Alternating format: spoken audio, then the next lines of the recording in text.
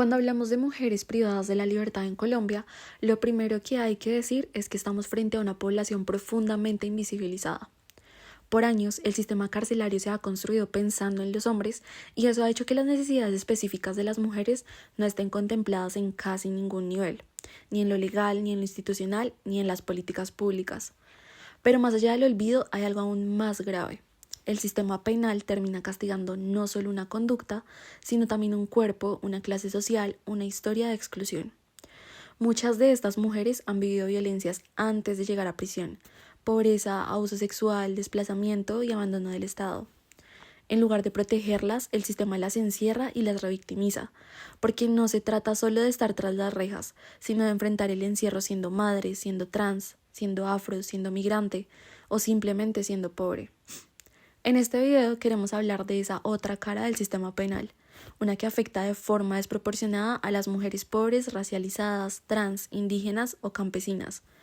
Lo que proponemos es mirar este problema desde una perspectiva interseccional, porque no se trata solo de género, ni solo de pobreza, ni solo de raza, se trata de cómo todas estas condiciones convergen y profundizan la exclusión. A través de esta exposición queremos no solo visibilizar la problemática, sino también plantear las bases para una política pública que reconozca e integre las necesidades específicas de mujeres cis y trans, entendiendo que la justicia debe construirse desde la dignidad, el cuidado y el reconocimiento de las diferencias. En Colombia, muchas de las mujeres privadas de la libertad han sido capturadas por delitos de bajo impacto, especialmente relacionados con el microtráfico, el hurto o el contrabando. Si bien estas conductas tienen consecuencias penales, es importante preguntarse por los contextos que rodean a quienes las cometen. En la mayoría de los casos se trata de mujeres con trayectorias marcadas por la pobreza, la exclusión educativa, la violencia intrafamiliar, el desempleo y la responsabilidad de sostener solas a sus familias. Esto no significa justificar el delito, sino entender que el ingreso al sistema penal no ocurre en un vacío.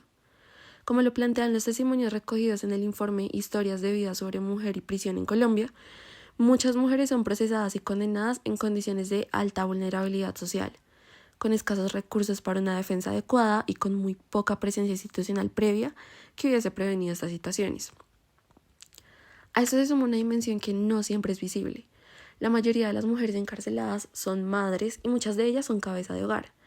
La reclusión entonces no solo afecta a la mujer que es detenida, sino que impacta directamente a sus hijos e hijas, fragmentando vínculos afectivos, redes de cuidado y sostenimiento emocional. Como resultado, el castigo penal se extiende más allá del cuerpo judicializado. Se traduce en ruptura familiar, institucionalización infantil, desprotección y estigmatización.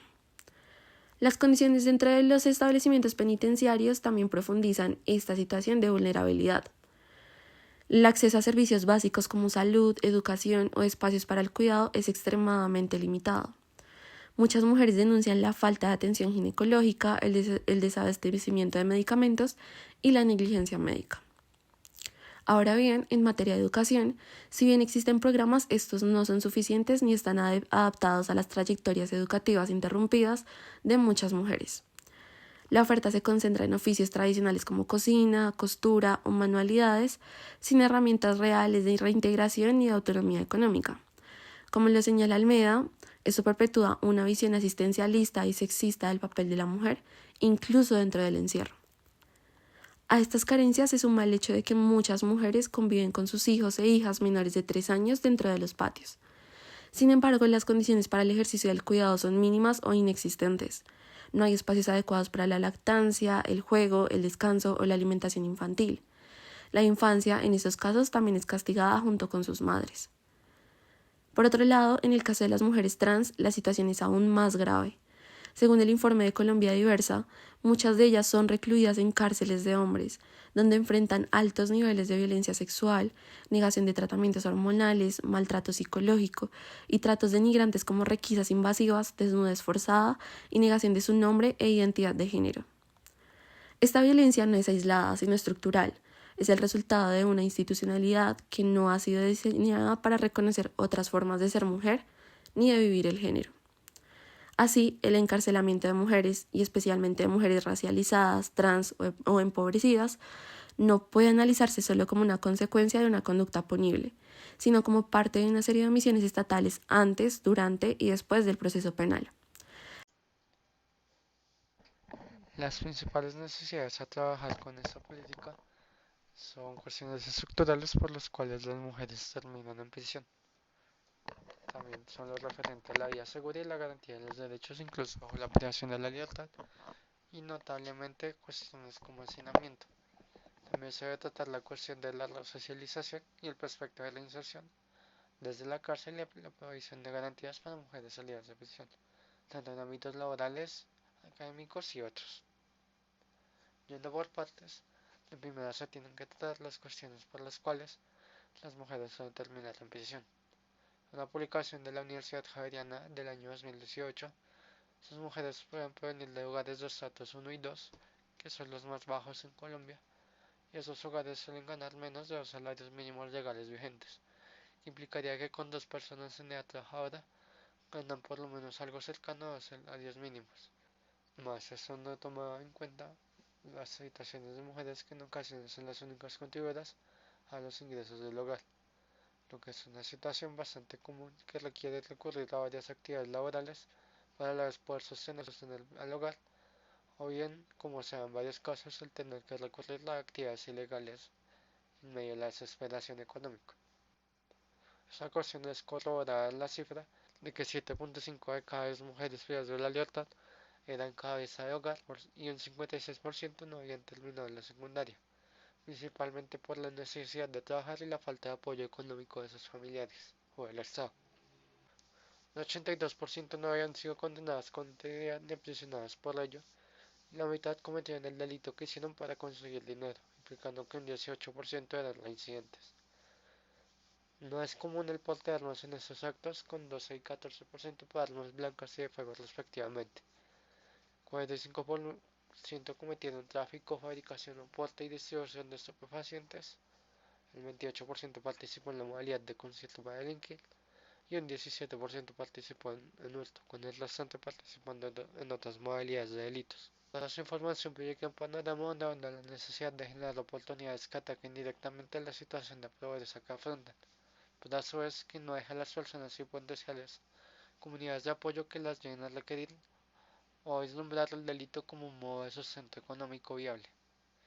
Lastimosamente el estudio no hace mención de las locaciones en el territorio nacional donde se presentan los delitos o donde provienen esas mujeres. La vía privada, la libertad y la garantía de sus derechos hay varias cuestiones a abordar. En primera instancia son los departamentos quienes se llevan el bulto de financiar y orientar procesos como las socializaciones. Naturalmente no son las únicas entidades, más se genera diferenciación entre las condiciones de cárceles de mujeres en departamentos más apartados y que carecen de recursos. También son notables las desigualdades entre la población femenina que termina siendo presa, puesto que muchas deben cumplir tareas del cuidado de sus hogares además de cumplir como proveedoras, y sus redes de apoyo suelen ser limitadas a familiares y amigos. En segundo lugar, las cárceles en Colombia suelen sufrir hacinamiento, de lo cual no escapan las cárceles de mujeres. Eso genera falta de recursos tales como el acceso a servicios básicos, incluyendo toallas higiénicas. Mujeres se suelen dar exámenes médicos y se suelen respetar ciertos derechos reproductivos, acceso a la citología y generalmente hay un acceso alto y adecuado a servicios médicos preventivos. También se suelen dar varios programas dentro de la prisión y un 70% participa en procesos o programas de resocialización dentro de este espacio. Buena parte del 25% restante no participa de eso por la falta de cobertura y presupuesto de los programas. Se participan en proyectos de aprendizajes además del bachillerato tradicionalmente femeninos, como las artesanías y la educación. También tiene importancia la condición de maternidad, puesto que en muchos casos las infancias nacidas en prisión o de corta edad deben vivir en nuestros espacios también, lo que nuevamente no es ayudado por la falta de redes de apoyo o el deterioro de las mismas con el licenciamiento por la vía penitenciaria y la incapacidad de continuar produciendo dinero, algo que se sea en las cárceles de hombres y que suele causar que, por ejemplo, mujeres trans elijan ir a estas. Eso es de todo lo que puede llegar a conllevar como el abuso físico, psicológico, sexual o simbólico o la negación de su propia identidad, puesto que en Colombia existe la decisión de que las personas trans puedan elegir a qué tipo de cárcel. Un porcentaje bastante alto elige eso, para poder continuar aportando a sus familias, por eso que no todos los proyectos de resocialización en ningún tipo de cárcel generan ganancias económicas, contrario al trabajo continuado.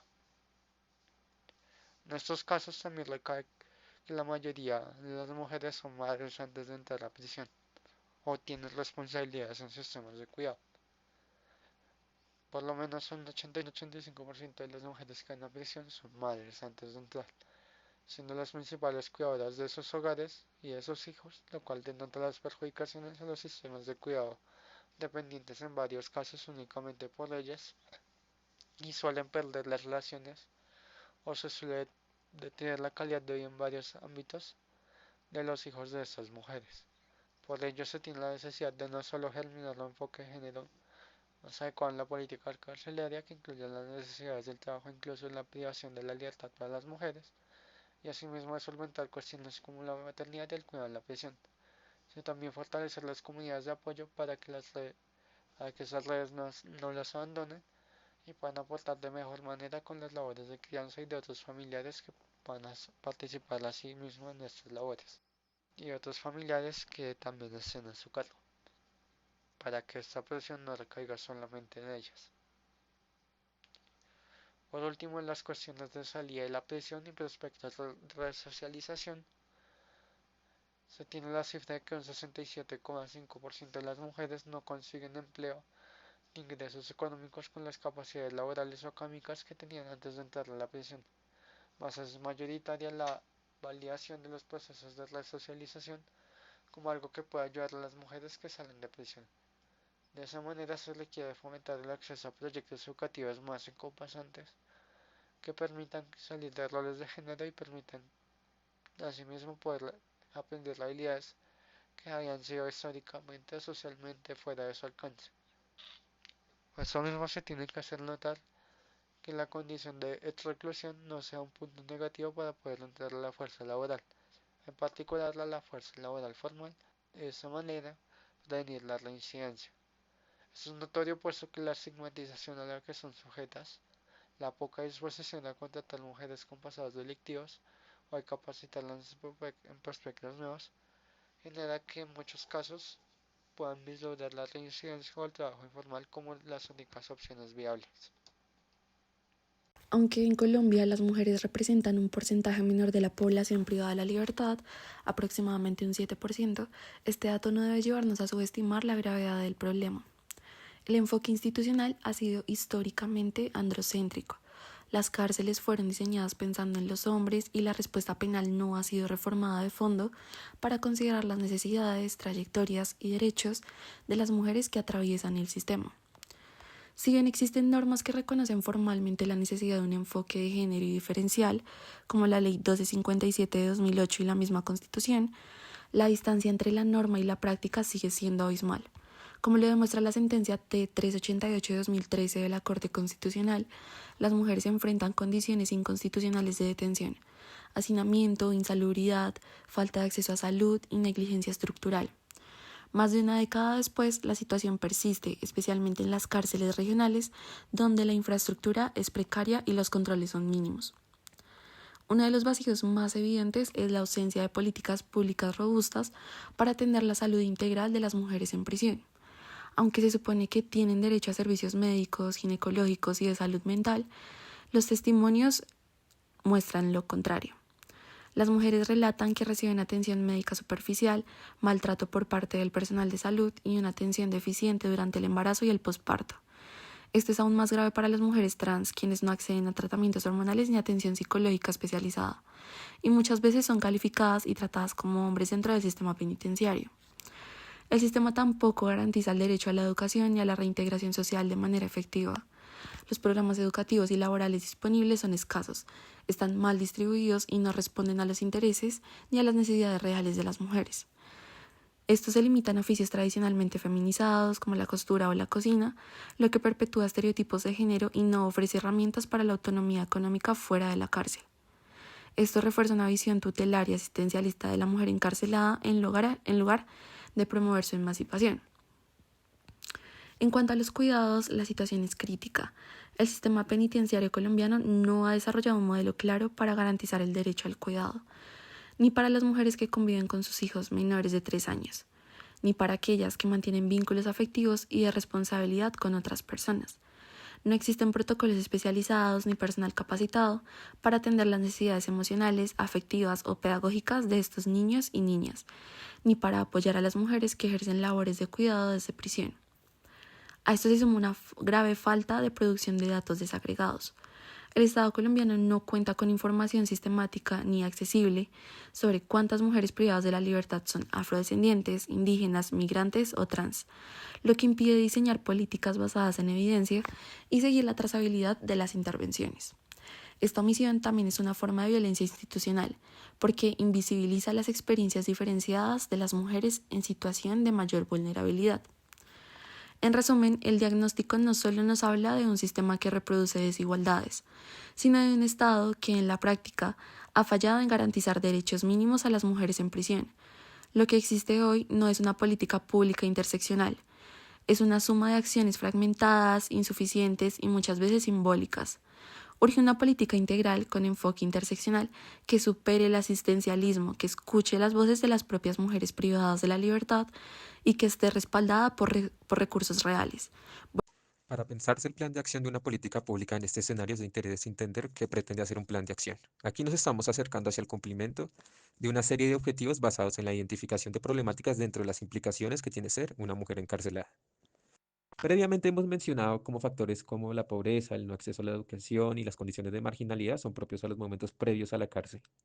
Asimismo, dentro de las cárceles es de interés tener en cuenta las mencionadas carencias en los papeles de cuidado, la invisibilización sistemática por medio de prohibiciones a mujeres trans, las dificultades económicas, los problemas con la reinserción social y demás aspectos nombrados, mencionados o implicados en relación a lo anterior, configuran un escenario donde la propuesta de acciones es una clave para asegurar la calidad de las condiciones materiales, emocionales, de salud y de dignidad que han de ser propias de la población privada de la libertad.